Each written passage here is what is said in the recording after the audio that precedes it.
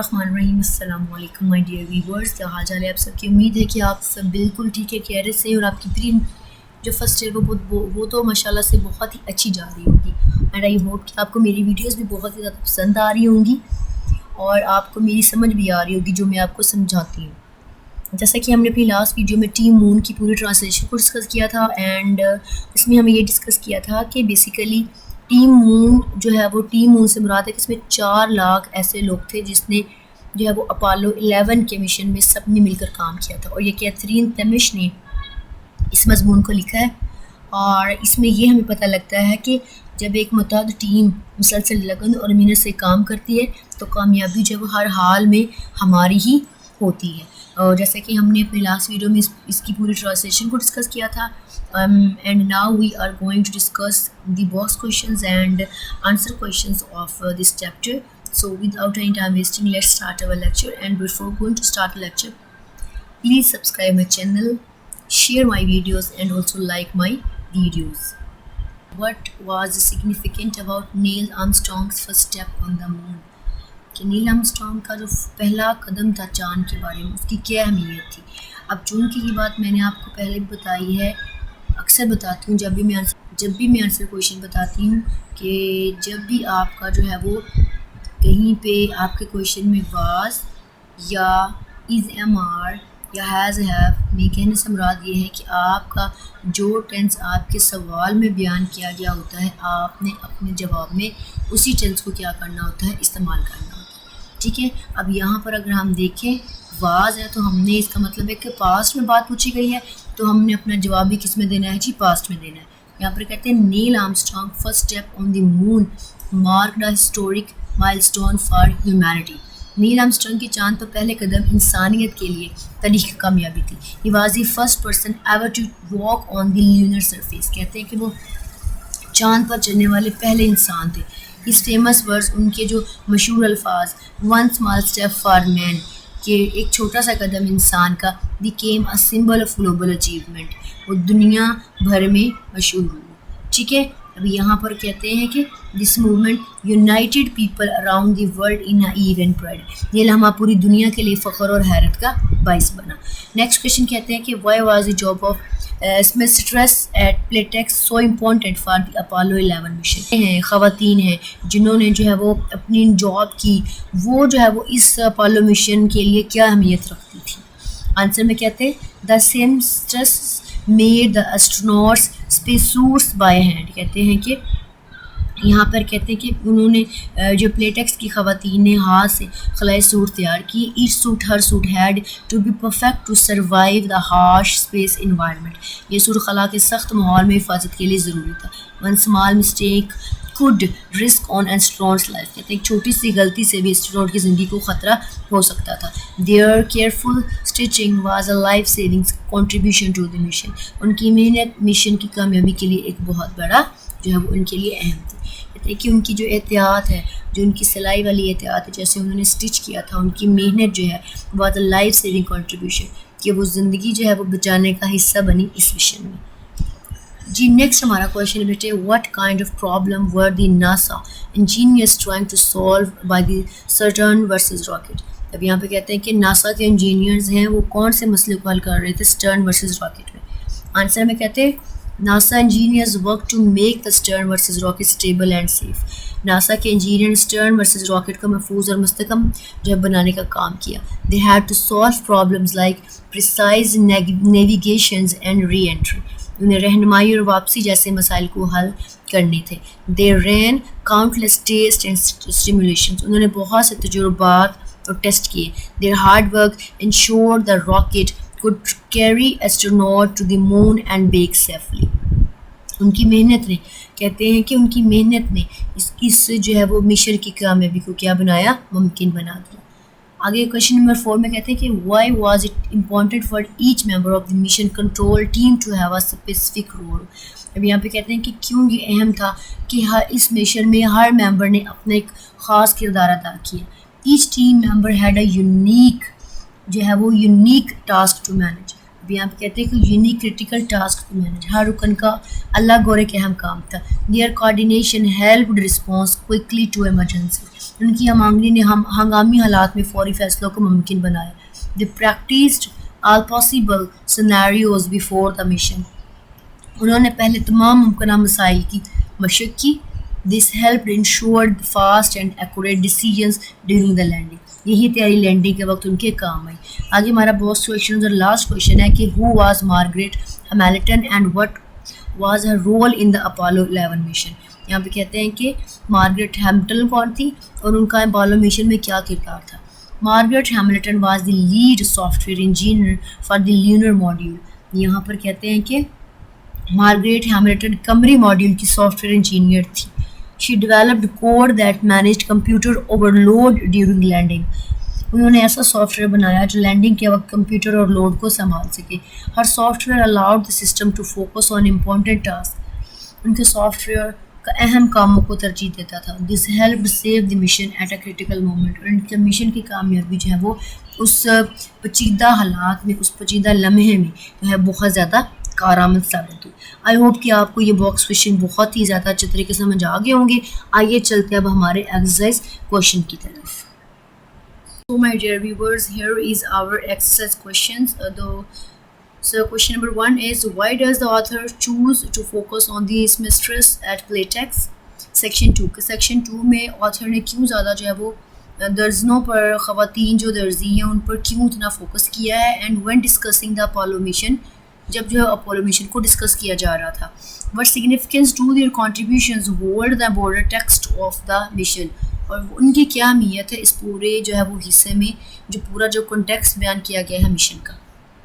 तो यहाँ पर कहते हैं the author highlights the seamstresses to show that even behind the scenes contributions played a vital roles. यहाँ पर कहते हैं मुसन्नफ़ ने दर्जनों का जिक्र इस वजह से किया है ताकि दिखाया जा सके कि चांद पर उतरने के मिशन में सिर्फ साइंसदान नहीं बल्कि पस पर्दा मेहनत करने वाले भी अहम किरदार हैं. Their precise stitching ensure the safety of astronaut. यहाँ पर कहते हैं कि उनकी सिलाई से खलाई लिबास महफूज बना. This emphasises that space missions aren't just about science and technology but also craftsmanship and team work. कहते हैं कि ये अब यहाँ पर कहते हैं कि इस वजह से इस चीज़ पर जोर दिया गया कि ये मिशन सिर्फ साइंस और टेक्नोलॉजी का नहीं था बल्कि जो है वो बल्कि किसके लिए था, बल्कि पूरी एक टीम वर्क और क्राफ्टमैनशिप, जिन्होंने अपने हाथों से काम किया या जिन्होंने उनके लिए लिबास तैयार किए, उनका भी पूरा जो है वो इसमें साथ है. आगे क्वेश्चन नंबर 2 में कहते हैं कि how does the setting of the mission control shape the section and decision to flight controller. कहते हैं कि क्या उस मिशन कंट्रोल की सेटिंग थी हमारे पैराग्राफ नंबर 4 में. शेप द एक्शन, उस एक्शन को शेप करें, and decisions of the flight controllers, और क्या डिसीजन थे जो फ्लाइट को कंट्रोल कर रहे थे. In what ways does the environment contribute to the tension and resolution of the key movement in the plot. कहते हैं कि उन्होंने किस तरह से जो है वो पूरे माहौल में कंट्रीब्यूट किया टू द टेंशंस के साथ, एंड फिर उन टेंशंस को सॉल्व करना उस की मूवमेंट के साथ इस पूरे प्लॉट में. तो यहाँ पर कहते हैं mission controller intense high stakes environment demanded split second decisions making. यहाँ पर कहते हैं कि कैसा माहौल था जी, ये बड़ा जो है ना वो ये कह लें जी मिशन कंट्रोल का दबाव वाला माहौल फौरी दुरुस्त फैसलों का तकाजा करता था.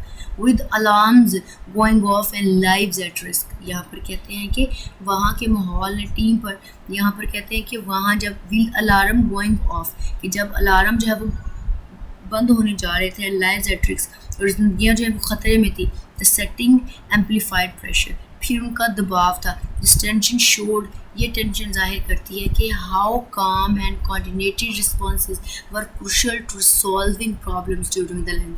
कहते हैं कि ये टेंशन ये शो करती है कि कितना वो परसकून उनके रिस्पॉन्स एंड कोऑर्डिनेटेड, किस तरह से उन्होंने कोऑर्डिनेट किया आपस में. वर क्रूशियल, ये अहम था to resolving problems during the landing, landing के दरमियान इन सारे मसाइल को हल करना बड़े ही आरामदायक तरीके से. क्वेश्चन नंबर 3 बात करते हैं what impact do the words like tension, critical and overload section 4 में have on the tone of the narrative, कि पढ़ने वालों पर ये कौन सी ये 3 वर्ड जो है वो असर डालते हैं. पैराग्राफ नंबर 4 में tension, critical and overloaded. How does the author choose of language enhance the urgency and drama of the event. कहते हैं कि क्या ऑथर ने ये लैंग्वेज इस्तेमाल की है अर्जेंसी या ड्रामा इस इवेंट में ड्रामा डालने के लिए, या इसको मज़ीद जो है वो ड्रामेटिक बनाने के लिए. कहते हैं these words create a suspenseful dramatic tone, एक सस्पेंसफुल और ड्रामेटिक टोन पैदा करते हैं ये वाले words, making reader feel the urgency of the moment. ये रीडर्स को क्या बनाते हैं जी, ये फौरी कह लें कि एक ख़तरे की या फौरी एक अर्जेंसी की जो है ना मूवमेंट बनाते हैं। The author's language heightened the sense of danger and the importance of every decision. यहाँ पे ऑथर की जो लैंग्वेज है वो एक ख़तरे के जो है वो सेंस को और इस हर डिसीजन की अहमियत को बताती है। Drawing readers into the tension face by mission control them. यहाँ पर कहते हैं कि फौरी नवीयत के फैसलों का भी उनको क्या दिलाती है, एहसास दिलाती है। आगे क्वेश्चन नंबर 4 है हमारा कि what are the central idea of the team work and perseverance in the text, कि टीम वर्क का और जो है वो इसको तहफ़्फ़ुज़ बनाने का क्या आइडिया है। How do these ideas interact and build upon the cross the sections to provide a complex analysis of the Apollo mission. कहते हैं कि हाउ डू दीज आइडियाज़, ये जो सारे आइडियाज़ हैं वो किस तरह से एक दूसरे के साथ इंटरेक्ट करते हैं and build upon each other across the section, और किस तरह से ये तबीर होते हैं उस सेक्शन में। कहते हैं कि एक कॉम्प्लेक्स एनालिसिस दे जी प्रोवाइड करें अपोलो मिशन के रिलेटेड। कहते हैं टीम वर्क या perseverance are woven throughout the chapter. अब यहाँ पर कहते हैं कि दर्जनों से लेकर या ओवरऑल से लेकर इंजीनियर्स तक सब ने जो है वो यहाँ पर कहते हैं कि एक यहाँ पर कहते हैं team work and perseverance are woven through the chapter, कि टीम वर्क और जो उसका तहफ़्फ़ुज़ बनाना वो पूरे चैप्टर का है, कह लें कि एक रिज़ल्ट है वो वन। ठीक है, फ्रॉम सेमेस्टर्स टू इंजीनियर, कहते हैं कि दर्जनों से लेकर engineering to software developers, software बनाने वाले तक, each group overcame challenges through persistence. कहते हैं कि उन्होंने अपनी लगातार कोशिश से सब ने इन मुश्किलात को ओवरकम किया, कम किया। टुगेदर, इकट्ठे, they demonstrate that success depends on shared effort and determination. कहते हैं कि ये इकट्ठे वो इस बात को बयान करते हैं कि जो कामयाबी है वो एफर्ट्स को और डिटर्मिनेशन को शेयर करने से जो है ना वो आती है, उसके ऊपर मुनसर है। आगे क्वेश्चन नंबर 5 है how does the idea of team work evolve from the initial focus on the individual contribution. फिर कहते हैं कि ये जो टीम वर्क का आइडिया है वो किस तरह से उनकी जो इब्तदाई फोकस था, फिर अलग अलग उनकी जो कंट्रीब्यूशन है जैसे कि सेमस्टर्स की या इंजीनियर्स की, to the final collective collaboration, how does this development enhance the overall message of text. कहते हैं इन सब की जो कोलैबोरेशन है, इन सब की जो कलेक्टिव, इन सब की जो सबकी मेहनत है वो हमें इस टेक्स्ट से हमें क्या मैसेज देती है। इन सब की इकट्ठा काम करना, अलग काम करना, फिर इन उस सारे काम को जो है ना मिलाना कि इंजीनियर्स ने क्या काम किया, सॉफ्टवेयर डेवलपर्स ने अपना काम किया, सीमस्ट्रेसेस ने अपना काम किया। तो कहते हैं कि हमें क्या सबक मिलता है, हमें क्या मैसेज मिलता है इस पूरे टेक्स्ट से। पढ़ते हैं जी। This chapter starts by highlighting individual roles. कहते हैं ये चैप्टर स्टार्ट होता है हर एक के अनफरादी रूल से, हर एक के अलग अलग रूल से, such as seamstresses and engineers, जैसा कि सीमस्ट्रेसेस और engineers, then shift to collective action in mission control at the final landing. Final landing तक पहले सबको अलग अलग बताया, फिर फाइनल लैंडिंग में सबकी जो काम है वो कलेक्ट हो गया। दिस एवोल्यूशन शोज दैट, ये एवोल्यूशन जाहिर करता है दैट वाइल इंडिविजुअल मैटर, कि चाहे इनफरादी मामलात हो, ultimate success comes from the unified collaboration. कहते हैं कि चाहे अलग अलग ये मामला हो काम करने का, लेकिन फिर भी कामयाबी कैसे आती है, कामयाबी इकट्ठी काम करने से और कोलैबोरेशन से आती है। जब तक एक टीम में कोलैबोरेशन नहीं है वो काम कभी भी कामयाब नहीं होगा। आई होप कि बेटे आपको 5 सवालों की अच्छे तरीके से समझ आ गई होगी, और मज़ीद आई होप कि इंशाल्लाह मज़ीद भी आपको अच्छे तरीके से इनकी समझ आएगी।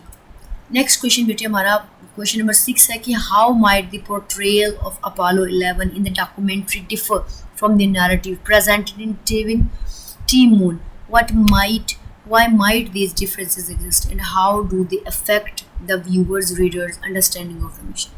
यहाँ पे कहते हैं कि how might the portrayal, कि हम किस तरह से एक पूरी डॉक्यूमेंट्री को पोर्ट्रे करते हैं, नैरेटिव, लाइक मैं पढ़ रही हूँ उस पॉइंट को आप पढ़ रहे हैं, तो हम किस तरह से डिफरेंस करेंगे इसका, and why might this difference, और क्यों ये डिफरेंस इतने वजूद में आते हैं, क्यों ये एग्जिस्ट करते हैं, and how do they affect the viewers, और ये पढ़ने वालों पर क्या असरअंदाज होते हैं, ये बता दीजिए।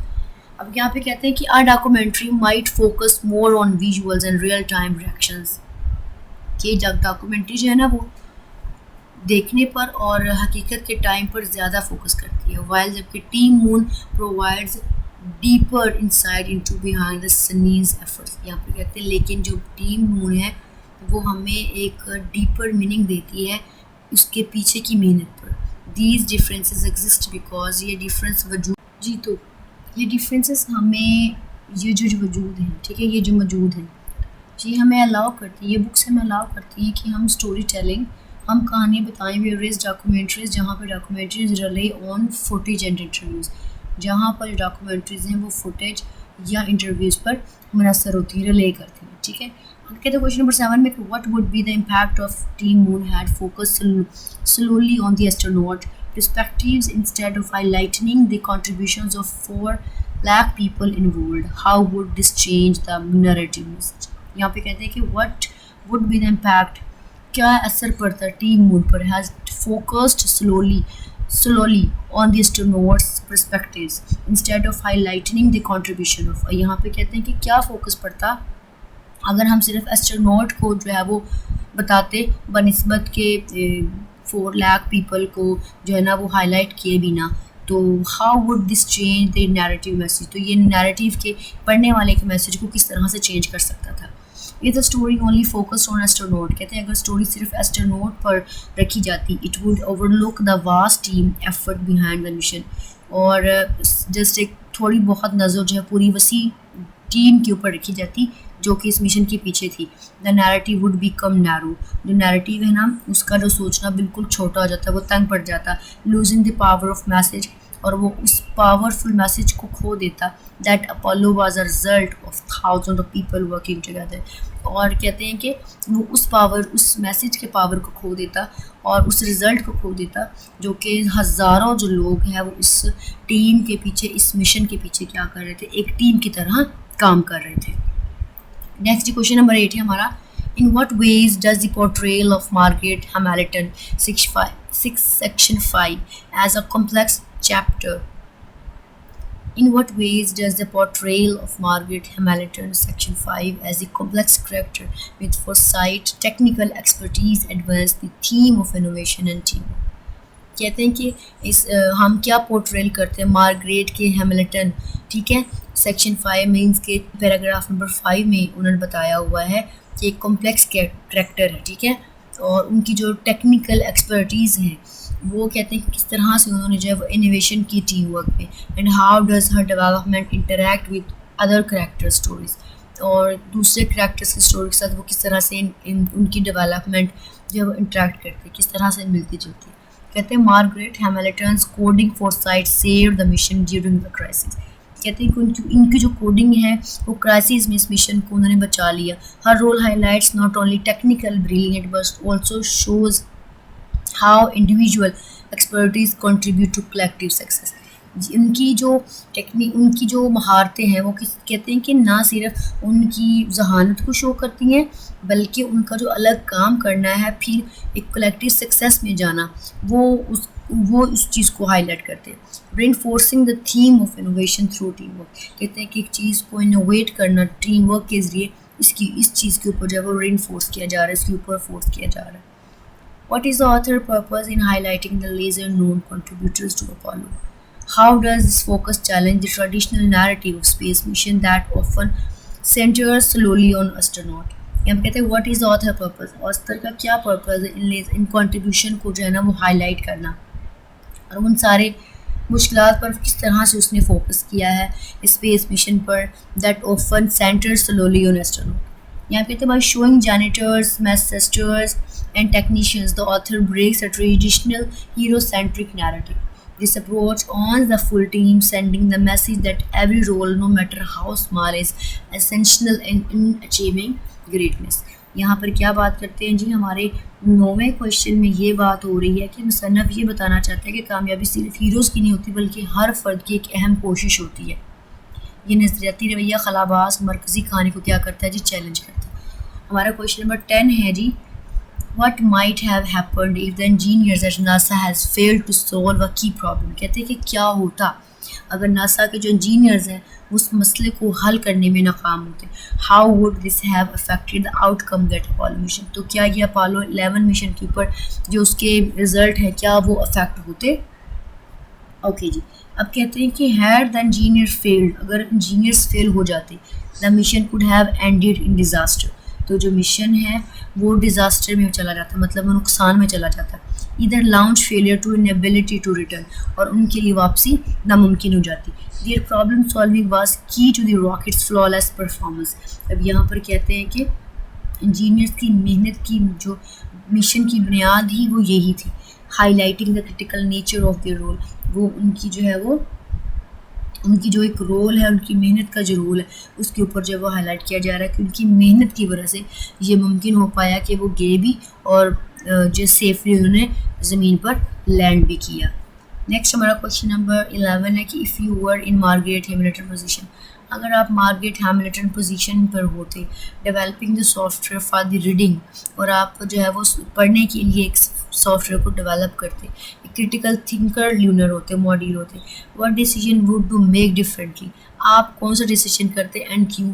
How might you choose have impacted the mission, और आप जो चूज़ करते क्या वो मिशन पर इम्पैक्ट होता, उसका असरअंदाज होता. तो यहाँ पर आप कहते if I were in Hamilton's place, अगर मैं हैमिल्टन की जगह पर होती, आई वुड प्रोट्राइज बिल्डिंग फ्लेक्सिबल.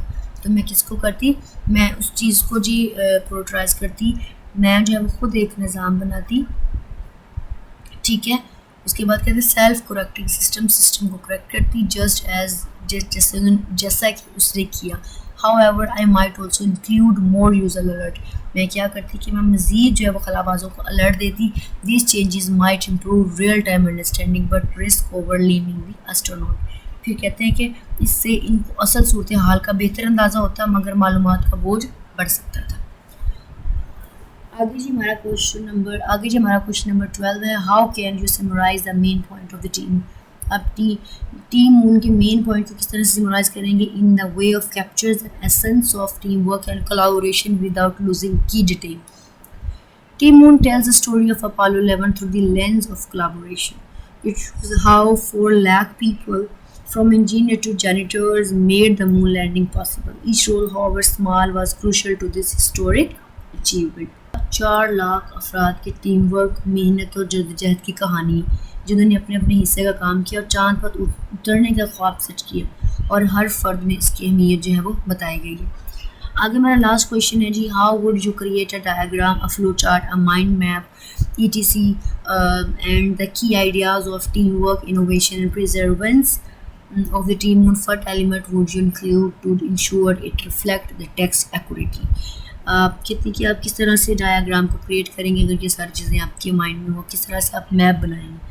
तो यहाँ पर कहते हैं कि अ mind map could have Apollo 11 success at the center, branching into teamwork, innovation and perseverance. Under each list key contributors, engineers, seamstresses, mission control, Margaret Hamilton use arrows to show how their roles interconnected. यहाँ पर कहते हैं कि team work, others ने engineers, Margaret Hamilton, इस्तकामत, मुश्किलात, दबाव, फैसला साजी, इन शाखों से जुड़े काम लिखें ताकि वाज़िया हो कि किसने किस तरह से जो है वो हिस्सा डाला. आई होप कि बेटे इन क्वेश्चंस की आपको बहुत अच्छे तरीके से समझ आई होगी, और अगर आपको लगता है कि कहीं आपको समझ नहीं आई तो share the problem with me in comment box, ताकि मैं आपकी मुश्किलात को हल कर सकूं और मज़ीद आपके लिए जो वीडियोस बना सकूं. सो अपने बहुत सा ख्याल रखें. अल्लाह हाफ़िज़. Take care. मिलते हैं अगली वीडियो में जिसमें हम इंशाल्लाह इस चैप्टर की ओवरऑल एक्सरसाइज को डिस्कस करेंगे. सो अपना बहुत सा ख्याल रखें. अल्लाह हाफ़िज़. Take care.